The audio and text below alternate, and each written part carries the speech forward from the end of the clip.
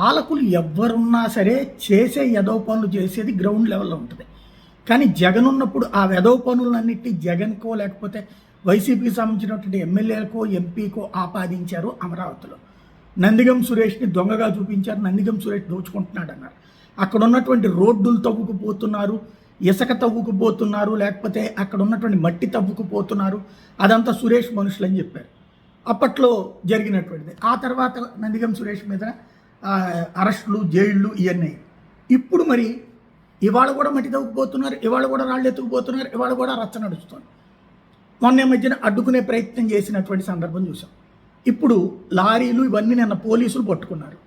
ఇప్పుడు దీని వెనకాల ఎవరుంటారు?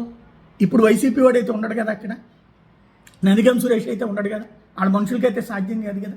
ఇప్పుడున్న అధికార పార్టీ వాళ్ళని పేరు చెప్తారా? ఇప్పుడున్న ఎమ్మెల్యే పేరు చెప్తారా? ఇప్పుడున్న ఎంపీ పేరు చెప్తారా? లేదా అధికార పార్టీ వాళ్ళ పేరు చెప్తారా? ఇప్పుడు మట్టిని ఎత్తుకుపోతున్న స్మగ్లర్లు లేదా దొంగలు లేదా ఎత్తుకుపోతున్నటువంటి వాళ్ళు, ఇది ఇప్పుడు వార్త.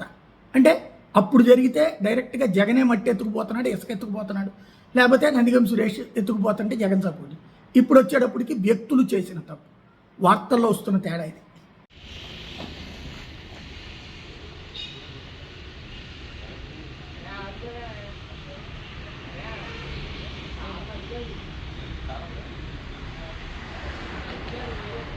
ఏ రాళ్ళ